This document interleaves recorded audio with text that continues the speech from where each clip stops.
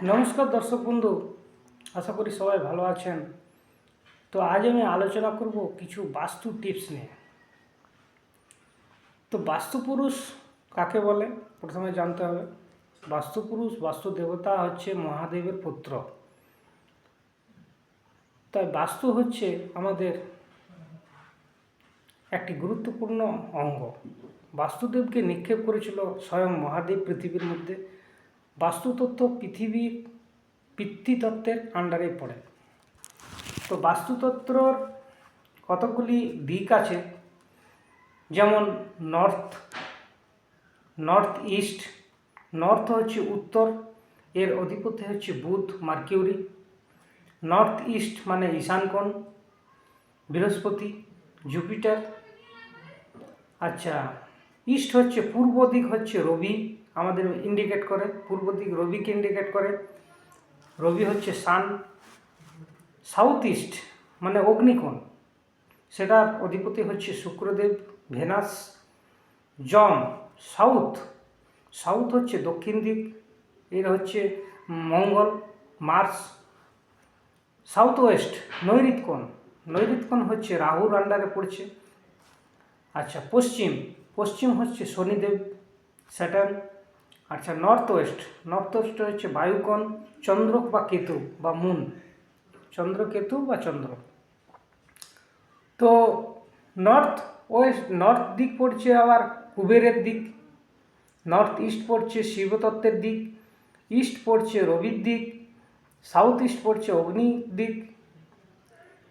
শুধু সাউথ হচ্ছে যমের দিক, সাউথ ওয়েস্ট হচ্ছে নৈঋত্য দিক, এবং ওয়েস্ট হচ্ছে বরুণের দিক, এবং নর্থ ওয়েস্ট হচ্ছে বায়ুর দিক।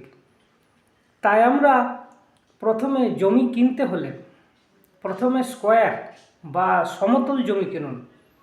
যদি টেড়া বেঁকা বা এঁকে বেঁকে থাকে সেই জমি আপনারা প্রথমেই নেবেন না। তো বাস্তুতত্ত্বে আমাদের ওয়েস্ট বেঙ্গলে যেমন বাস্তু আমরা সেরকম সাধারণত মানি না, বা কোনো জমি নিয়ে থাকলেও সেটিকে আমরা ছাড়ি না। কিন্তু বাস্তু হচ্ছে এমন একটা গুরুত্বপূর্ণ, যেখানে আপনি যদি ঠিকভাবে না করেন বাড়ি, তাহলে আপনার দুঃখ দুর্দশা সারা জীবন লেগেই থাকবে। তাই প্রথমত দিক দিন নির্দেশ করুন যে প্রথমত সমতল জমি কেনার বা রেক্ট্যাঙ্গেল জমি কেনার।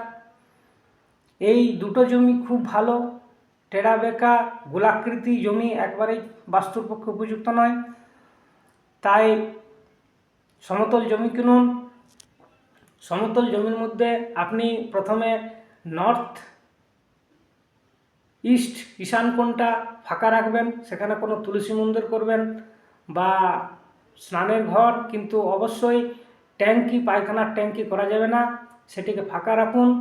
তারপর কতগুলি দিক আছে, সেটা আমি বিস্তারিত আলোচনা করে দেব, যে কখন কোনখানে ড্রয়িং দিয়ে দেবো, কোনখানে যে আপনারা পায়খানার ট্যাঙ্কি করবেন, কোনখানে রিজার্ভার করবেন, কোনখানে জলের ট্যাঙ্কি করবেন, সেগুলো সব আমি দিয়ে দেবো।